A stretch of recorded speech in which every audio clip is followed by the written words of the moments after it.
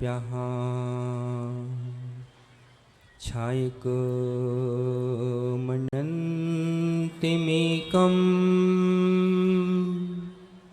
त्रिकालसरिवार्तियुगपदं भासम् सकल सुखधाम सततम वन्देऽहं केवलज्ञानम्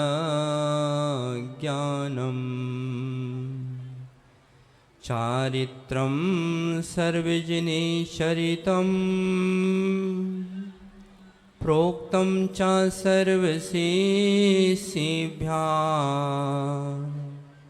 प्रणमामि पंचभेदम् पंचम चारित्र्यलाभाय कर्णमोकारम् अरिहन्ताणं तहेव सिद्धाणम् आयर्यवज्झायाणम् लोयम्मियः सव्यसाहूढम्। अनंतानंत सिद्ध परमेष्टि भगवान की आदि तीर्थंकर 1008 श्री आदिनाथ भगवान की अष्टम तीर्थंकर 1008 श्री चंद्रनाथ भगवान की षोडश तीर्थंकर श्री शांतिनाथ भगवान की वर्तमान शासन नायक 1008 श्री वर्धमान महावीर स्वामी की प्राकृतिक वांग्मय के परम प्रोधा आचार्य भगवान श्री गुरुदेव कुंद कुंद भगवान की अध्यात्म योगी आचार्य भगवान श्री गुरुदेव विशुद्ध सागर जी महाराज की 3,9 करोड़ महामुनिराजों की श्रुत संवेगी मुनि श्री सुब्रत सागर जी महाराज की मुनि संघ की नमोस्तु शासन। पुण्यक्षुक पुण्यार्थी भव्यात्माओं, आज हम सभी का बहुत ही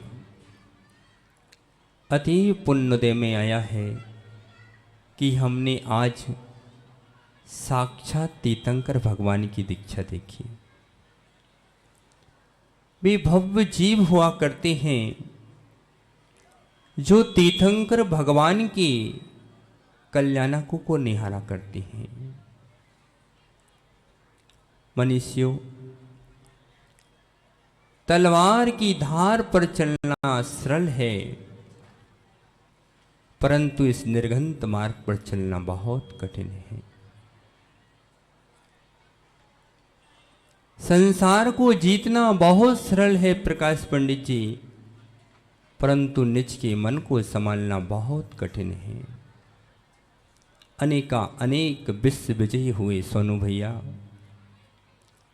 भैया, इस संसार में संसार को जीतना बहुत सरल है, लेकिन मचले हुए मन को जीत लेना बहुत बहुत कठिन है। निर्घंत योगीश्वर महाव्रतों का पालन माताओं बहुत कठिन है। महापुरुष हुआ करती हैं, वही इन महाव्रतों को धारण किया करती हैं। इस धरती पर आदिश्वर स्वामी ने इस निर्घंत दिगंबरत मार्ग का सर्वप्रथम उपदेश दिया। उन्होंने दिन दीक्षा लेकर के इस कली काल में उन्होंने बता दिया कि यह जिन मार्ग जो है इसमें राग के लिए किंचित भी स्थान नहीं है, क्योंकि जहां राग की कणिका है वहां पर वीतराग भाव प्रकट नहीं हो सकता है। 24वीं पूजन में आपने पढ़ा होगा, कवि ने क्या लिखा, कवि को चंद्र की चांदनी नहीं मिली, कवि को गंगा का नीर दिखाई नहीं दिया, कवि को अमृत का प्याला दिखाई नहीं दिया, कवि को चंदन की कटोरी दिखाई नहीं दी, उसने क्या देखा? 24वीं पूजन में लिखा, मुनि मन सम उज्ज्वल नीर। माताओं, मुनि मन सम उज्ज्वल नीर, कभी नहीं लिखा कि मुनि मन सम उज्ज्वल नीर। कि हे भगवान, हे प्रभु, हे तीर्थंकर देव, मुझको संसार की कोई भी संपत्ति नहीं चाहिए, मुझे कोई रत्न नहीं चाहिए, मुझे स्वर्ण नहीं चाहिए, मुझे बालक नहीं चाहिए, मुझे तो चाहिए तो मुनि के समान मन चाहिए, मुनि के समान मन चाहिए। अध्यक्ष जी, मुनि का मन कैसा होता है? मुनि का मन कैसा होता है कि जिस पर ना शत्रु भाव है ना मित्र भाव है। पीयूष भैया, सच्चा मुनि होगा तो कोई मुनि राज की स्तुति करे या प्रशंसा करे या अपशब्द बोले, फिर भी मुनिराज आंख उठा करके नहीं देखते। जिनकी दृष्टि में शत्रु और मित्र समान हुआ करते हैं, कंचन कामनी समान हुआ करते हैं, निर्धन और धनिक समान हुआ करते हैं, जो लाभ और अलाव में, जीवन में, मरण में समान दृष्टि रखा करते हैं, ऐसे मुनि का मन हुआ करता है। आचार्य कुंद कुंद भगवान ने क्या लिखा है? माताओं, आचार्य भगवान ने लिखा है कि जो धर्म सभा में बातें करते हैं, निर्घंतों की अवहेलना करते हैं, वो अगले भव में बहरे और गूंगे हुआ करते हैं। जो अगले भव में यदि बहरे और गूंगे होना है तो निर्घंतों के चरणों में घर की चर्चाएं करना बैठ करके, अन्यथा मोक्ष मार्ग की उन शांति के मार्ग को समझ करके कहीं एक सूत्र भी अंदर चला गया तो समझ लो कि तुम्हारी जिंदगी में सुख ही सुख भर जाएगा। कवि ने कितनी अच्छी बात लिखी राजेश भाई, मुनि मन सम उज्ज्वल नीर। कैसे हैं दिगंबर योगी? आचार्य भगवान लिखते हैं, नवि सिज्जई वत धरो, जिन सासने जय हुई तिथ्य अरो, नग्गो विमुख मग्गो, शेषा उम्म गया सब्बे। जिन शासन में चाहे तीर्थंकर ही क्यों न हो, परंतु दीक्षा के बिना उनका निर्वाण संभव नहीं है। मनुष्यों, ये जैन दर्शन ही नहीं कहता है इस बात को, वेद पढ़ लो, पुराण पढ़ लो, उसमें भी तीर्थंकर महामुनि ऋषभराव की स्तुति लिखी हुई है। पीयूष भैया, जब महाभारत का युद्ध समाप्त हो गया तो नारायण श्री कृष्ण के पास पांचों पांडव आते हैं, कहते हैं कि हमने संग्राम में अनेक लोगों के प्राण हमारे द्वारा गए हैं, इसलिए हम तीर्थ यात्रा को जाना चाहते, अपने पापों को धुलना चाहते हैं। और नारायण श्री कृष्ण से कहते हैं कि आप भी हमारे रथ के सारथी बने हैं, आप भी तीर्थ यात्रा को चलो। लेकिन नारायण श्री कृष्ण क्या कहते हैं कि हे पांडवों, क्योंकि महापुरुष अपने तरीके से बात को समझाते हैं। उन्होंने कहा कि पांडवों, मैं तो नहीं जा पाऊंगा अभी, लेकिन मेरा एक प्रतिनिधि आप लेकर के जाओ। और उन्होंने एक तुम भी उनको दे दी। क्या तुम भी पांडवों को दे दी और कहा कि जाओ तुम काशी की ओर यात्रा करने जाओ, जब वहां तुम जल से स्नान करो तो तुम भी को भी स्नान करा लेना। और पांडव जाकर के काशी पहुंचते हैं, वहां पर नदी में जाकर के स्नान करते हैं और उन्होंने देखा कि नारायण श्री कृष्ण ने तुम भी हमारे लिए प्रतिनिधि के रूप में दी है। उस तुम्बी के लिए 7 बार उस जल में स्नान करा देते हैं।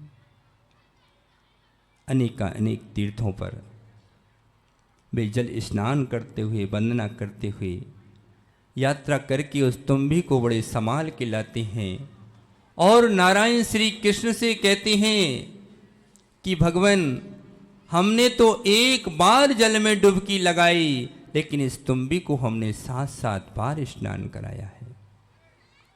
फिर भी नारायण कृष्ण ने कुछ नहीं कहा, क्योंकि महापुरुष मौन से ही उत्तर देते हैं। महापुरुषों की पहचान हुआ करती है कि वे कम से कम शब्दों में बोलते हैं, लेकिन वे काम का बोला करते हैं। और मूर्खों की पहचान होती है कि व्यर्थ में बकबक करते हैं, लेकिन काम का एक भी शब्द नहीं बोलते हैं। अब वहां पर क्या घटना घटी? नारायण श्री कृष्ण ने कहा कि ये तुम्बी तो बहुत पवित्र हो चुकी है और तुम इतनी दूर से यात्रा करके आए हो, इसलिए जाओ और इस तुम्बी की खीर बना करके खा लो। पांडवों ने खुश होकर के तुम्बी की खीर बनवाई और जैसे ही एक पहला ग्रास मुख में रखा तो तुम्बी कड़वी थी और वह खा नहीं सके और नारायण श्री कृष्ण के पास आए। नारायण श्री कृष्ण ने कहा कि हे पांडवों, जल से तन की शुद्धि तो हो सकती है, लेकिन यदि आत्मा की शुद्धि करना है तो उसके लिए रत्नत्रय धर्म चाहिए, जिनमानी का नीर चाहिए।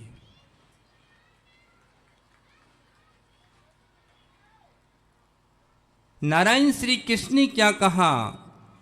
वे गीता में लिखते हैं, आत्मा नदी संयम तोय पूर्णा, सत्या बहा शील तटा दयोर्वी, तत्राव गए हम कुरु पांडुपुत्र ना वारणी शुद्धति वार्तात्मा। कि हे पांडुपुत्रों, ये आत्मा नदी है और इसमें संयम का जल बह रहा है, इसमें शील रूपी तट हैं। इसलिए हे पांडुपुत्रों, यदि तुम पवित्र होना चाहते हो तो तुम रत्नत्रय धर्म को धारण करो। यह जो बीतराग धर्म है, इसके लिए निर्घंत योगियों के लिए आचार्य भगवान कुंद कुंद भगवान ने कहा कि भिक्कम चरवस्रण्ये थोवम जीमे माँ बहु जंप, दुक्कम सहज निद्दा मैती भावम सुट्ठु बैरकम। आचार्य भगवान कुंद कुंद भगवान ने साधुओं के लिए मूलाचार ग्रंथ लिखा कि किस प्रकार से साधुओं को चलना चाहिए, किस प्रकार से बैठना चाहिए, किस प्रकार से बोलना चाहिए, क्योंकि निर्घंतों की वृत्ति बड़ी अलौकिक हुआ करती है। आचार्य कुंद कुंद भगवान ने जहाँ श्रावकों के लिए श्राप का चाल निकला, रेनसार ग्रंथ लिखा, तो निर्घंतों के लिए उन्होंने मूलाचार का विधान किया। ज्ञानियों, तुम्हारे घर के और शासन के नियम कम होते हैं, लेकिन निर्घंतों के लिए नियम बहुत बड़े बड़े हुआ करते हैं। आचार्य भगवान निर्घंतों के लिए कहते हैं कि हे निर्घंत, तुम अपनी चर्या को शुद्ध करना चाहते हो, अपने कर्मों का क्षय करना चाहते हो, तो भिक्कम चरवस्रण्ये, जहां आहार श्रावक पड़गान करे, वहां पर नवदा भक्ति के माध्यम से आहार ग्रहण करो। और बसरण्य एकांत स्थान में वास करो, थोवम जी में ही। प्रकाश पंडित जी, वकील साहब, आचार्य कुंद कुंद योगियों से क्या कहते हैं कि थोड़ा भोजन करो, क्योंकि अधिक भोजन कर लिया संसार में जितनी भी बीमारियां होती हैं वो भूखे लोगों को नहीं होती हैं, कम खाने वालों को नहीं होती हैं। जितनी भी बीमारियां संसार में होती हैं वो अधिकों और अभक्ष खाने वालों को होती हैं। और राजेश भैया, बीमारियों की कोई जड़ है मूल, तो वह है अभक्ष भोजन और रात्रि भोजन। और नरक का कोई द्वार है तो वो रात्रि भोजन है। यदि तुम्हें अपने घर में निर्धनता को आमंत्रण देना हो तो रात्रि भोजन करना प्रारंभ कर देना, और तुम्हें यदि नरक के गड्ढे में गिरना हो तो रात्रि भोजन प्रारंभ कर देना। थोबम जी में ही अध्यक्ष जी आचार्य कुंद कुंद भगवान क्या लिख रहे हैं। थोबम जी में ही यदि तुम संयम का पालन करना चाहते हो तो अल्प भोजन करो, क्योंकि अधिक भोजन कर लिया तो प्रमाद सताएगा, और प्रमाद सताएगा तो साधना में विघ्न हो जाएगा। माताओं, क्या कह रही हैं योगियों के लिए? ऐसा नहीं कि एक आसन करो तो सुबह 6 बजे से खाने बैठो तो 10 बजे बस एक आसन पर बैठ के खाते जा रहे हैं। नहीं, ये निर्घंतों का मार्ग है।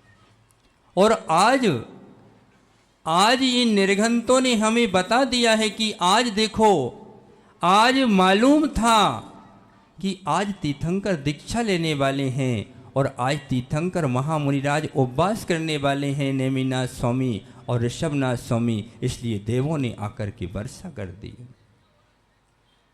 ऐसे तीर्थंकरों की चर्या हुआ करती है। थोबम जी में ही थोड़ा भोजन करो, जैसे कि किसान भाई बैठे हुए यहाँ पर, जैसे एक किसान गाड़ी में ओंगन देता है, ऐसे तुम अपनी देह को चलाने के लिए थोड़ा सा भोजन करो। माँ बहु जंपह।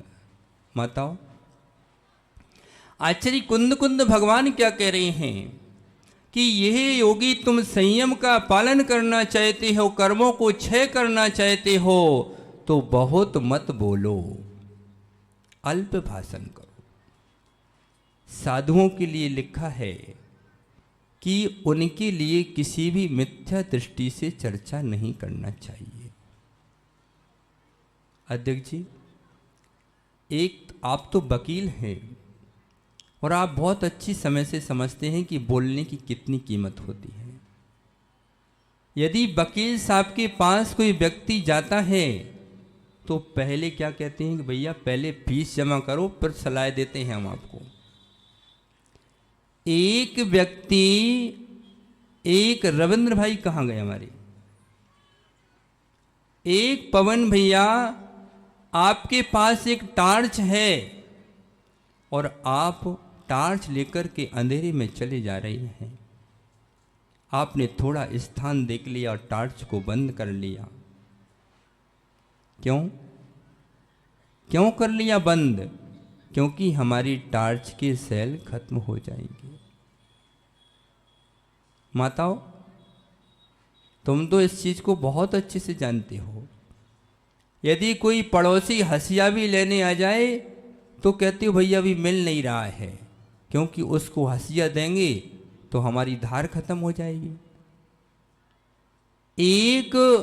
एक व्यक्ति 5 रुपए के सेल के लिए इतना पुरुषार्थ कर रहा है कि मेरे सेल खत्म नहीं हो जाए।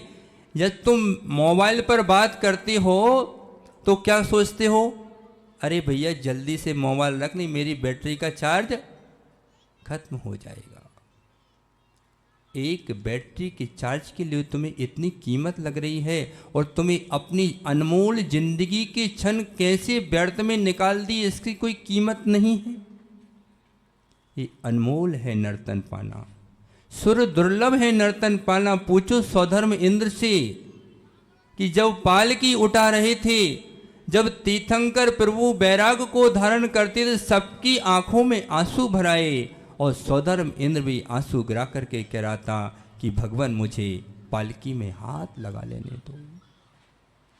तब स्वधर्म इंद्र भी सोचता है कि धन्य है ये मानुष पर्याय, सुर दुर्लभ है मानुष पर्याय, कि आज मैं यदि संयम धारण कर पाता तो आज मैं भी प्रभु की पालकी उठा करके सबसे पहले चलता। बंधुओं, स्वधर्म इंद्र के पास रत्न हो सकते हैं, लेकिन वो रत्नात्रय धर्म को धारण नहीं कर सकता है। तो आचार्य भगवान कह रहे हैं, मां बहु जंपह, बहुत मत बोलो, जितनी काम की बात हो उतना बोलो, और मौन रहना ही सबसे श्रेष्ठ है। दुखम से माताओ, थोड़ा सा दुख आ गया तो रोने लगी नहीं। सुख दुख संयोग वियोग तो वकील साहब जैसा नियोग होता है वैसे संयोग और वियोग होते ही रहते हैं। संसार ही इसका नाम है।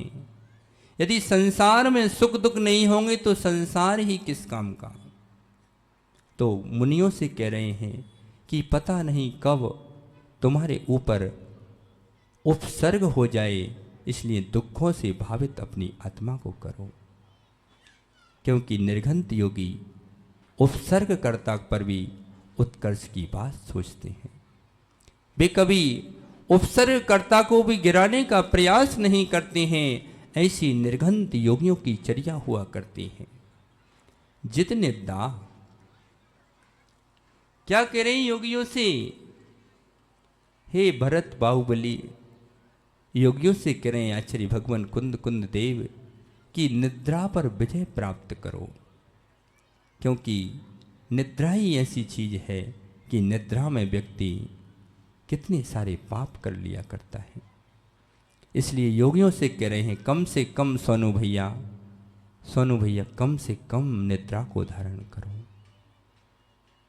लोग पूछते हैं सोनू भैया हमसे आकर कि महाराज जी आपने इतने सारे ग्रंथों का संपादन कैसे कर लिया। ज्ञानियों, जब तुम सोते हो अर्ध निशा का सन्नाटा, वन में वनचारी चरते हैं, तब शांत निराकुल मानस तुम तत्वों का चिंतन करते हैं। जब भोगी भोगों को भोगता है तब ये निर्घंत योगी अर्धरात्रि में वकील साहब उठ करके तत्वों का चिंतन किया करते हैं। तत्वों का चिंतन किया करते हैं। तुम भीषण गर्मी में कूलर में बैठते हो, एसी में बैठते हैं, और ये निर्घंत योगी पर्वत की चोटी पर ऊपर करके अपनी आत्मा का ध्यान करते हैं। तुम फ्रिज का पानी पीते हो और निर्घंत योगी उबला हुआ पानी पीते हैं। तुम वाहनों में बैठ करके चलते हो और निर्घंत योगी पग पग चल करके पूरी दुनिया को पार कर दिया करते हैं। तुम ब्यूटी पार्लर पर जाते हो, लेकिन निर्घंत योगी अपने हाथों से इन केसों को उखाड़ करके फेंक दिया करते हैं। विचार करो कभी कि निर्घंतों की अलौकिक चर्या कहाँ इतनी भीषण गर्मी में तुम लोग 10 बार पानी पीते हो, और ये निर्घंत योगी ऐसी भीषण गर्मी में उनका जीवन पर्यंत का एक आसन का नियम होता है। जीवन पर्यंत का निर्घंत योगियों का एकासन का नियम होता है, लेकिन फिर भी वो मध्य में कभी नीरस भोजन करते हैं तो कभी उपवास धारण कर लिया करते हैं।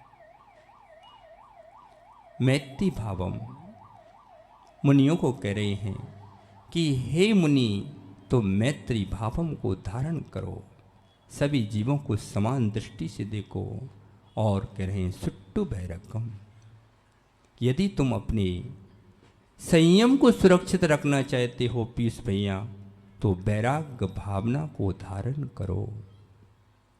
यदि वैराग्य भावना नहीं होगी तो तुम अपने व्रतों में विचलित हो जाओगे।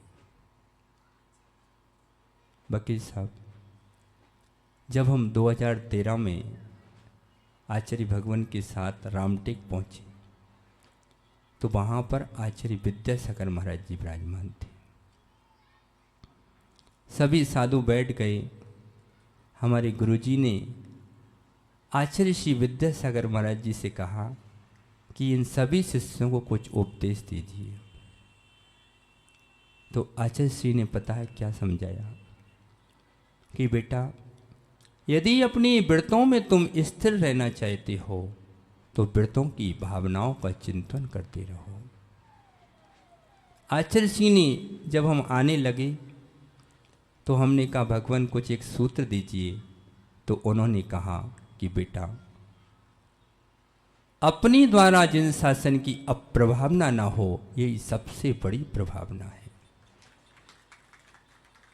अभी पिछले साल पीयूष भैया सकरजी में मुनि श्री प्रमाण सागर जी से मुलाकात हो गई।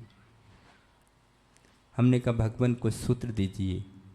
तो उन्होंने बहुत ही सुंदर सूत्र दिया कि बेटा अंतर्मुखी सदा सुखी।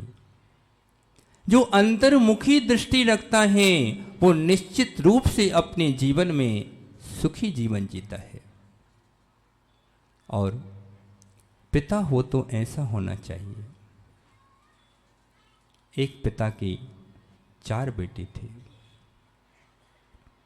ये कोई कहानी नहीं सुना रहा हूं, बिल्कुल सत्य घटना सुना रहा हूं। वकील साहब एक पिता की 4 बेटे थे और योगानुयोग पिता का स्वास्थ्य इतना खराब हुआ कि डॉक्टरों ने जवाब दे दिया कि अब इनका दवा का काम पूरा समाप्त हो चुका है, अब तो दवा ही कुछ कर सकती है। नन्हे नन्हे से बेटे, पिता कितना धैर्यशाली, उन्होंने 4 बेटों को बुलाया और कहा कि बेटा मेरी तो सामर्थ्य नहीं थी कि मैं मोक्ष मार्ग पर चलूं, लेकिन यदि तुम में सामर्थ्य है तो तुम विवाह नहीं करना, तुम वैराग्य के मार्ग पर चलना। और कहा कि तुम मेरे मरण पर रोना नहीं, मैंने लकड़ी कंडे सब इकट्ठे करके रख दिए हैं, यदि मेरा मरण हो जाए तो तुम वीतराग मार्ग पर प्रणयन करना। ये एक वाक्य जीवन की दशा, और पीयूष भाई उसने दशा बदल दी। उस पिता के 2 बेटे एक आचार्य विद्यासागर महाराज के पास निस्सीम सागर जी बन गए और एक विशुद्ध सागर जी के पास सुब्रत सागर बन गए। ऐसा होना चाहिए पिता, जिसने अपने जीवन की सच्चाई बेटों को बता दी कि बेटा मैंने जो काम किया है ये तो पूरा का पूरा निस्सार है, निस्सार है, भोगों में सार नहीं है। सार तो संयम है, संग्रह में सुख नहीं है, संग्रह में सुख नहीं है, छोड़ने में सुख है। ऐसे बीतरागी तपोधन चंद्रचर्या के जिनको शत्रु में भी द्वेष नहीं होता है, चले जा रहे हैं और उधर आदिश्वर स्वामी ने देखा कि ये संसार तो असार है, इसमें तो कुछ भी नहीं है, और वे सब कुछ छोड़ करके निर्घंत हो जाते हैं। वे बीतरागी निर्घंत योगीश्वर, ऐसे महान योगीश्वर जो अपने लिए अपने तन पर वस्त्र भी धारण नहीं करते हैं। वस्त्र तो बहुत दूर की बात है, वे अपने तन पर धागा भी धारण नहीं करते हैं। लोग पूछते हैं वकील साहब कि जैन लोग इतने धनी कैसे हो गए? तो हम कहते हैं कि भैया तुम्हारे गुरुओं ने सब कुछ छोड़ करके तुमको दे दिया, इसलिए बनिया लोग धनी हो गए हैं। क्या क्या नाम है तुम्हारा? बनिया। यदि तुम्हें बनना है तो वन की ओर चलो, ये तीर्थंकर कह रहे हैं। और आचार्य कुंद कुंद भगवान क्या कहते हैं पीयूष भाई, कि यदि तुमको श्रवण धर्म का पालन करना है, यदि बाल के अग्र के भाग के बराबर भी यदि तुमने परिग्रह धारण किया तो तुम निगोद के पात्र बनोगे। यदि संयम के उपकरण पिच्छी कमंडल शास्त्र को छोड़कर के सोनू भैया, यदि कोई निर्घंत सुई के नोक के अग्र भाग के बराबर भी परिग्रह को धारण करता है तो वह निगोद का पात्र हुआ करता है। तलवार की धार पर चलना सरल है, परंतु निर्घंत मार्ग पर चलना अत्यंत कठिन है। इतना सरल नहीं है, इतना सरल नहीं है प्रकाश चंद जी, इतना सरल नहीं है ये मार्ग। बच्चों का खेल नहीं है, मोक्ष मार्ग का चलना अच्छों का तेल निकल जाता है।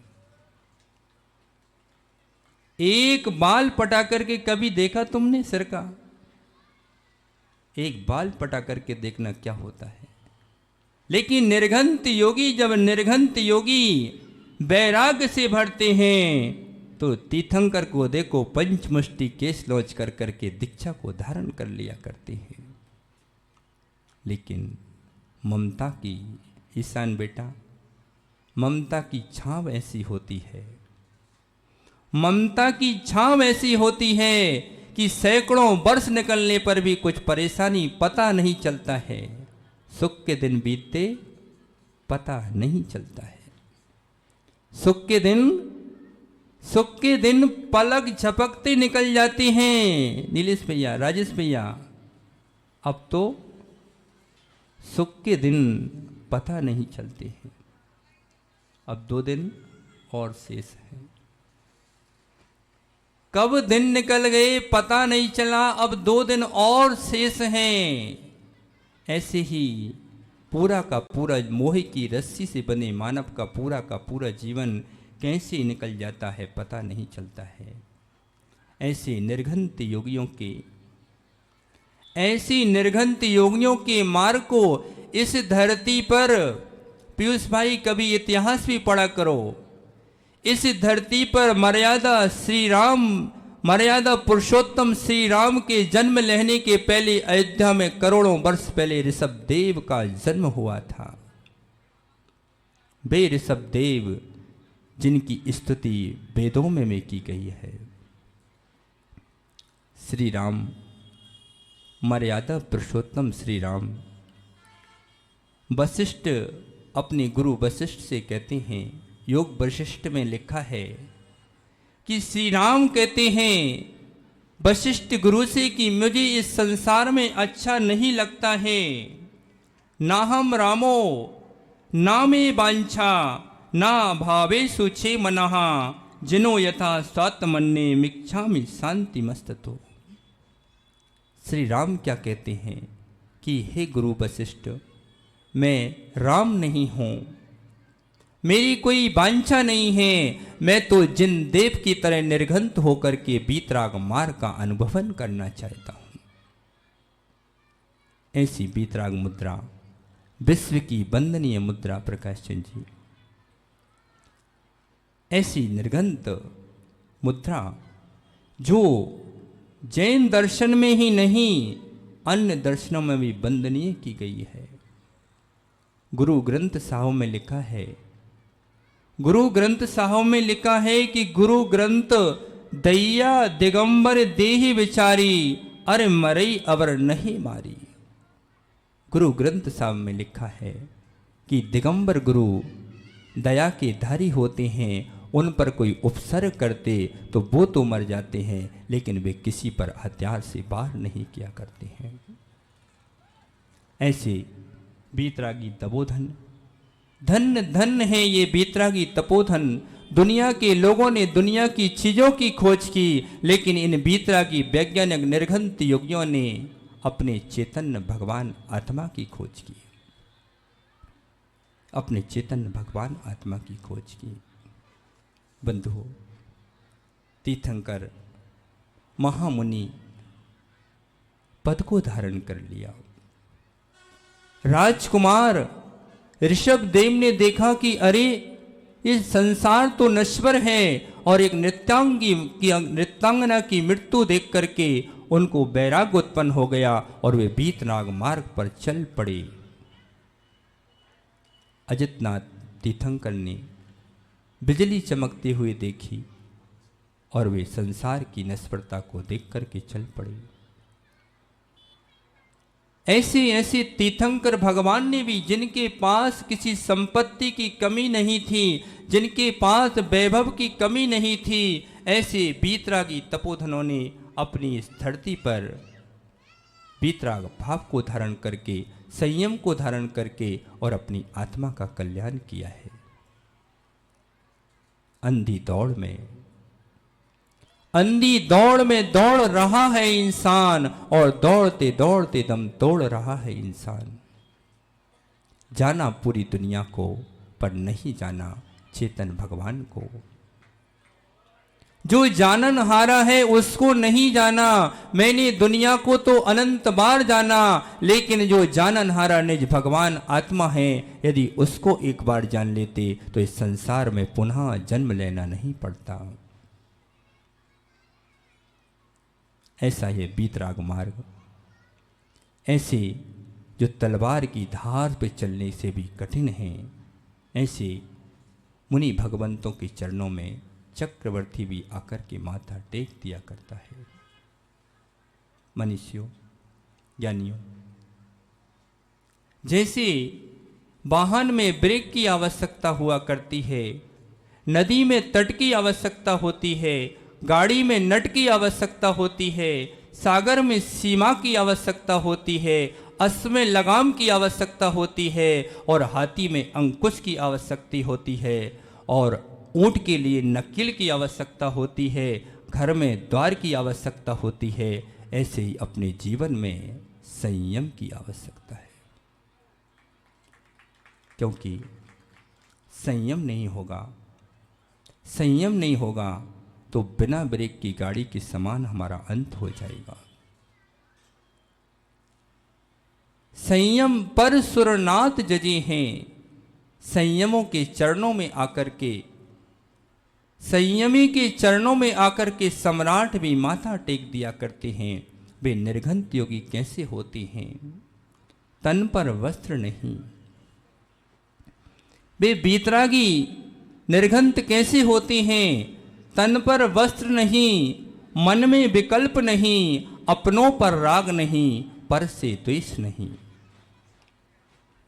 अंतरंग में क्लेश नहीं, पर्स नहीं, कंगी नहीं, लोटा नहीं, डोरी नहीं, झोला नहीं, झोली नहीं। स्थितियों में प्रसन्न नहीं, निंदा में क्लेश नहीं, फूलों में राग नहीं, सूलों में दोष नहीं, तिलक नहीं, तलवार नहीं, ममता त्यागी, समताधारी, कर पात्री, रत्न रथी, चलते फिरते बीतरागी तपोधन। जो कैंची से बाल नहीं बनाती, गाड़ी नहीं, घोड़ा नहीं, लाड़ी नहीं, लड़का नहीं, झोला नहीं, झोली नहीं, मट नहीं, भूमि नहीं, गद्दा नहीं, रजाई नहीं, तीर नहीं, तलवार नहीं, किसी का लेना नहीं, किसी को देना नहीं, बैंक नहीं, बैलेंस नहीं। ऐसे बीतरागी तपोधन, निर्घंत देवता, धरती के तपोधन, जो किसी की भूमि नहीं चाहते,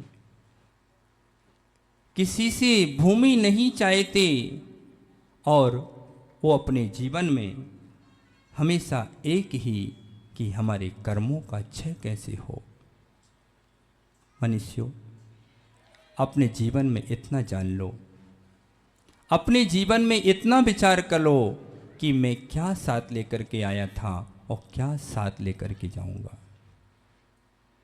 आचार्य भगवान कहते हैं, आचार्य कुंद कुंद भगवान कहते हैं कि अहे मिक्को खलु शुद्धो दंसन नान मय्ये सदा रूबी नवि अथ मज्ज किंचिबी अन्नम परमाणु मित्तम पी।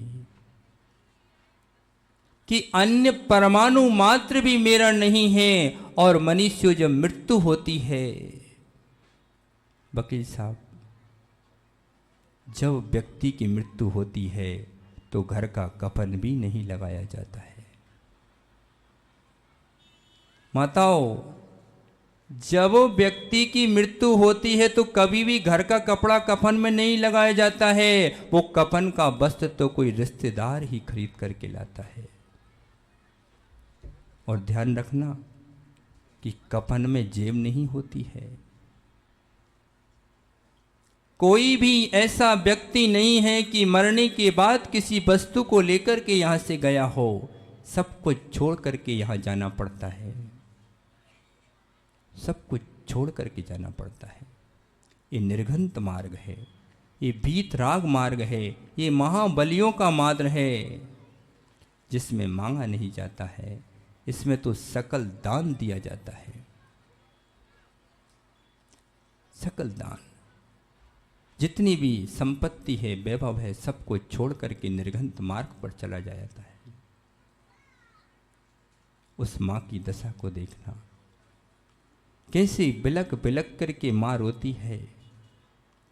जिस लाल को 9 माह तक कोख में रखा हो, जिसको आंचल का पान कराया हो, जिसके जीवन भर सोचा था कि ये मेरी सेवा करेगा, लेकिन ध्यान रखना बंधुओं, ये तो निर्घंत हैं, इनसे राग नहीं करना, क्योंकि आज ये यहाँ हैं, कल कहीं और हुआ करते हैं। ऐसा पवित्र निर्घंतों का मार्ग है। इस पर यदि हम चल ना सकें तो कम से कम आशीष भैया, जब तक अपनी ये मनुष्य पर्याय है, इनकी सेवा करते रहना, इनकी सेवा करते रहना। ईशान बेटा, निर्घंतों की सेवा करते रहना, क्योंकि आचार्य भगवान शुभचंद्र स्वामी कहते हैं कि मुनियों की कोई माँ है तो वे श्रावक होते हैं। मुनियों की माँ कोई होती है तो वो श्रावक होते हैं। जैसे एक माँ अपने शिशु का पालन करती है, वैसे ये श्रावक इन निर्घंतों का पालन किया करते हैं। ये वो जैन समाज है कि जो मूंग की दाल तो पी सकती है, लेकिन अपने मंदिर के शिखर पर स्वर्ण का कलश चढ़ाया करती है। सोनू भैया, तुम्हारे बच्चों की माँ जो तुम्हारे लिए जो वस्तु नहीं खिलाती है, और कभी नगर में निर्घंत योगी आ जाएं तो निर्घंत योगियों को रबड़ी बना करके खिलाती है। जो श्रावक अपने घर में जिन वस्तुओं का सेवन नहीं करता है, एक एक पैसा जोड़ करके रखता है, लेकिन इन निर्घंतों के आने पर उस प्राणों के समान उस धन को पानी की तरह लुटा दिया करता है। मनुष्यों, ये धर्म का रथ है, ये धर्म का रथ है। इस रथ के यदि श्रवण एक पहिए हैं तो दूसरा पहिया श्रावक है। यदि श्रावक साधु को दान न दे, यदि श्रावक साधु को आहार का दान न दे, औषधि का दान न दे, तो निश्चित रूप से हमारा यह श्रवण परंपरा विच्छेद को प्राप्त हो जाएगी। और आचार्य भगवान लिखते हैं कि श्रावक का दिया हुआ दान जब तुम्हारे द्वार पर, वकील साहब, सनत भैया, जब तुम्हारे द्वार पर नीलेश भैया निर्घंत योगी कभी आहार को आए तो उनों में निर्घंत मत देखना, उनमें देखना ये तो रत्नात्रय के धारी भावी सिद्ध भगवान हैं, और सिद्धपुरी को ये जा रहे हैं, बैकुंठ धाम को ये जा रहे हैं। ये तो सियोहरा नगरी में उनका छोटा सा पड़ाव है। कहाँ इनका जब मोक्ष हो जाएगा तो इनकी अंजलि पे तुम ग्रास भी नहीं रख पाओगे, मात्र हाथ जोड़ करके नमस्कार ही कर पाओगे। ऐसी मंगलचर्या के धारी निर्घंत योगियों का ये मार्ग निश्चित रूप से धरती पर आवाज चला रहा है। श्रमण संस्कृति जयवंत हो, ये श्रमण संस्कृति और बीतराग श्रमण संस्कृति, जिसमें अनेक तीर्थंकर ऋषि मुनि आचार्य भगवंत हुए, और उन्होंने ऐसे दिग्गज आचार्य हुए। जब हम गोमटेस गए 2018 में, तो वहाँ एक शिलापट्ट पर एक प्रशस्ति लिखी हुई थी, पीयूष भाई, एक बक्रग्रीव नाम के आचार्य हुए। बक्रग्रीव नाम के आचार्य, उसमें लिखा था कि इतनी प्रज्ञावंत आचार्य थे बक्रग्रीव आचार्य कि 6 माह तक वो अत शब्द का विश्लेषण करते रहे। मात्र किसका? अत शब्द का। अत शब्द का 6 माह तक विश्लेषण करते रहे। ऐसे प्रज्ञावंत आचार्य और मुनि, इन आचार्यों की प्रज्ञा और मुनियों की प्रज्ञा तुम्हें देखना चाहते हो तो मनुष्यों उनके ग्रंथों का आलोडन करो, उनके ग्रंथों का आलोडन करो। तब आपको मालूम होगा कि हमारे आचार्य भगवान वीरसेन स्वामी महाराज ने धवला ग्रंथ में लिखा माताओं कि लोभ कसाय का उनको उदाहरण देते हुए ने कितनी अच्छी बात लिखी कि लव नाम का, लौद नाम का एक वृक्ष होता है। लौद नाम का जो वृक्ष होता है पीयूष भाई, सामान्य वृक्ष की जड़ें तो चारों ओर फैलती हैं, लेकिन लौद नाम की वृक्ष की जड़ें मात्र एक ओर जाती हैं, और वो भी उस ओर जाती है जहां पर स्वर्ण और चांदी गड़ा हुआ हो। लेकिन लोभ कसाय इतनी तीव्र होती है, ऐसे संस्कार होते हैं पूर्वभव के कि वे जड़ें जाकर के उस चांदी और सोने को सांप की कुंडी की तरह अपने अंडर में ले लेती है। अब माता तो ये कह रही, भैया ये बताओ लौद नाम का वृक्ष कहाँ लगा हुआ है। आचार्य कुंद देव ने समय सारजी में स्वर्ण बनाने की विधि लिखी हुई है। आज के वैज्ञानिक तो खोज रहे हैं अपने ग्रंथों में से, लेकिन हमारे आचार्य भगवंतों ने हजारों वर्ष पहले इन बातों को हमारे ग्रंथों में लिख करके रख दिया और अनेक सारी परंपराएं चला दी। लिस भैया तिलक लगाते हो चंदन का, उसका क्यों लगाया जाता है पता है? तिलक निमित्त शास्त्र पढ़ोगे तो आपको मालूम होगा। सबसे पहली बात तो ये है कि जो व्यक्ति माथे पर चंदन का तिलक लगाएगा तो सबसे पहले तो उसका माथा ठंडा रहेगा। पीयूष भाई, जो व्यक्ति माथे पर चंदन का तिलक लगाएगा तो पूरी चंदन जो मस्तिष्क की गर्मी है वो खींच लेगा, तो तुम्हारा मस्तिष्क ठीक रहेगा। दूसरी बात यह है कि कोई धर्मात्मा देखेगा तो समझ जाएगा कि कोई जैन व्यक्ति है, धर्मात्मा व्यक्ति है। और तीसरी बात यह है कि वो अपनी जिंदगी का सूचक है। यदि आपके चंदन का तिलक मान लो कि प्रतिदिन 10 मिनट में सूख जाता है, और यदि 15-20 मिनट तक वो तिलक ना सूखे तो जाकर के मंदिर में जाप करने बैठ जाना, क्योंकि आज तुम्हारा अंतिम दिन है। तुम्हारे शरीर की गर्मी समाप्त हो चुकी है और तुम्हारे प्राण पखेरु उड़ने वाले हैं। आप लोग स्नान करते हो? स्नान करते हो? क्रिया तो सब करते हैं पीयूष भाई, लेकिन क्रिया के साथ उस क्रिया का उद्देश्य क्या है ये भी हमें ध्यान रखना चाहिए।